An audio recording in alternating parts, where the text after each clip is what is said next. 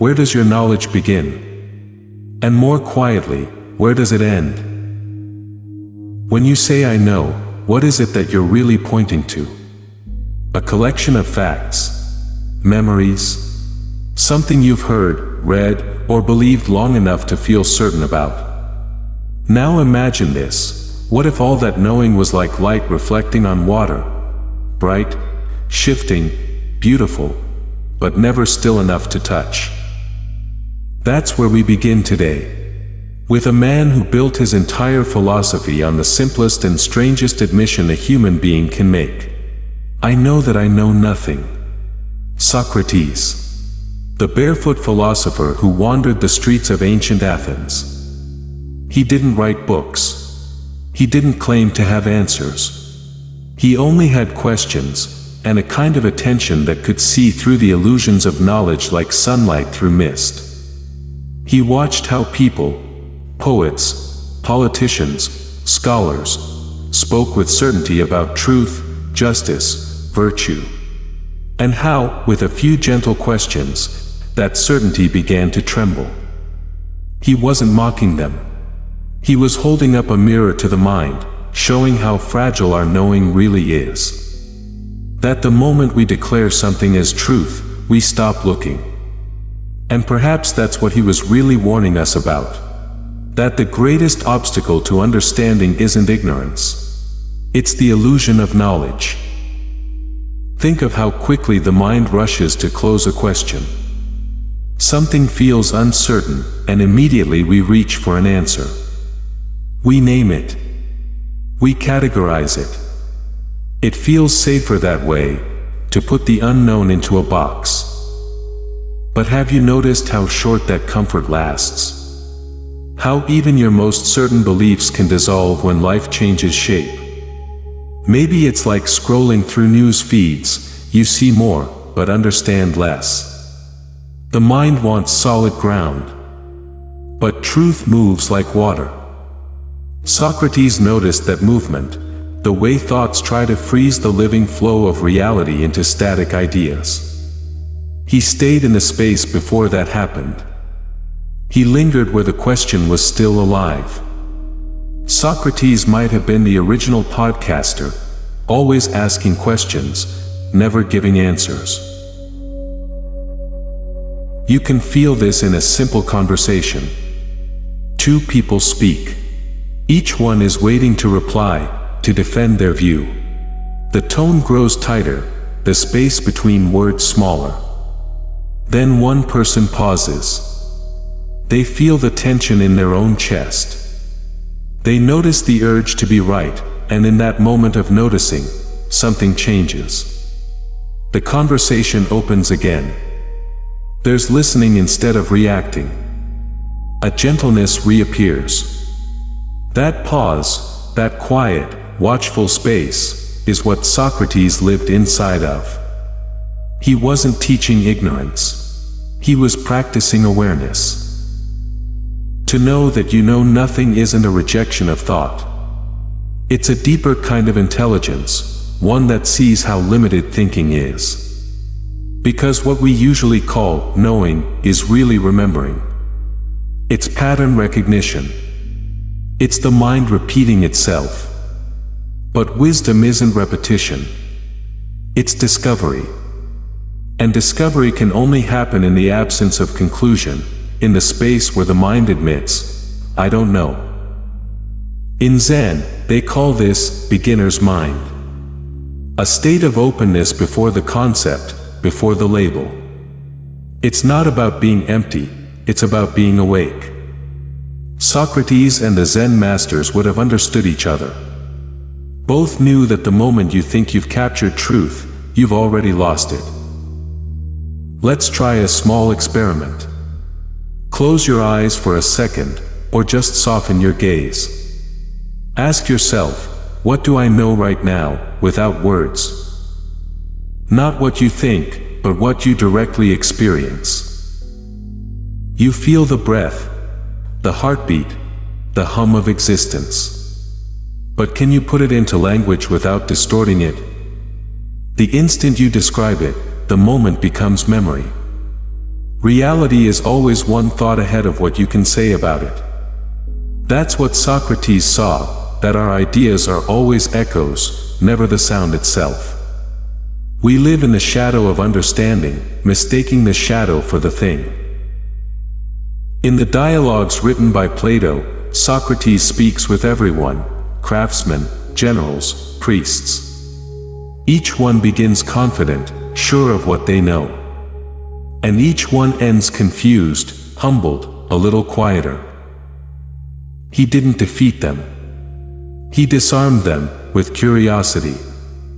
He returned them to a state of not knowing, which is the only place true learning can begin. Modern neuroscience actually mirrors this insight. When the brain believes it already understands something, its activity decreases.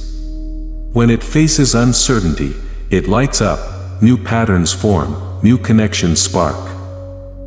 Ignorance, in this sense, isn't darkness. It's fertile ground. The more we know we don't know, the more alive the mind becomes. But it's not easy to live there, in uncertainty. The ego wants answers, it wants closure. It wants to define itself by what it knows. That's why we cling to beliefs, even when they hurt us. We'd rather be wrong and certain than right and uncertain. Yet life doesn't reward certainty. It rewards awareness. Everything you experience, every person, every thought, every joy or loss, changes you.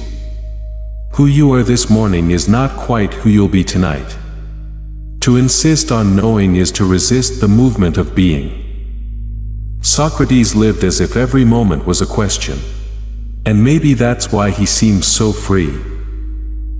There's a quiet courage in that way of living. The courage to meet each moment without armor. To let experience teach you instead of ideas. He once said that the unexamined life is not worth living. But maybe he didn't mean we should endlessly analyze ourselves. Maybe he meant that to live examined is to live awake, to see how our mind moves, how it builds certainty, and how that certainty limits our view. To examine is not to judge. It's to look gently, with curiosity. That's what meditation is too. Just watching the mind's movement, without trying to fix it. Letting thought reveal itself as thought. Not truth, not reality. Just passing clouds in a vast, open sky. Socrates died for that openness. The city of Athens condemned him for corrupting the youth. But what he was really corrupting was complacency, the comfort of certainty. He showed people that their knowledge was built on borrowed ideas, unexamined habits of mind. And that kind of honesty unsettles any system built on authority. So they silenced him. But his silence has never stopped speaking. It's the silence inside every honest question. The silence before we answer too quickly. The silence that feels both terrifying and sacred, because it's alive. There's a story, not historical, but human. Imagine Socrates sitting with one of his students under the fading light of evening. The student asks him, "What is truth?" Socrates doesn't reply right away. He looks at the sky, then at the boy's eyes, and says softly, "Do you see how the light changes as the sun sets? That's what truth is, not something to hold, but something that moves as you look." The boy frowns, unsatisfied. But somewhere inside, a seed is planted. And years later, he'll understand. Truth isn't a possession. It's a relationship. It lives only in the seeing. Eastern teachers might call that emptiness. Not absence, but openness. A mind unburdened by conclusion. In Taoism, there's a saying, "Those who know do not speak, those who speak do not know." It doesn't mean wisdom is silent forever. Only that truth speaks best when it's not trying to be right. Socrates would have smiled at that. Because his not knowing was never despair, it was wonder. It was the humility that comes from seeing how infinite reality really is. So what happens if you live this way? If you start noticing your mind's need to know, if you begin to soften each answer with a quiet question, you may find that life becomes lighter. That people become easier to listen to. That even pain feels different, less like an enemy, more like a teacher. The paradox of knowing nothing isn't about ignorance. It's about intimacy. When the mind stops pretending to know, the heart begins to understand. Try it sometime. When someone asks you something simple, what do you think? Pause. Feel that gap before your opinion forms. That small silence is alive with awareness. That's where real intelligence begins. And perhaps that's what Socrates left us. Not a doctrine, but a way of being with the unknown. Not knowing isn't the end of wisdom. It's the doorway to it.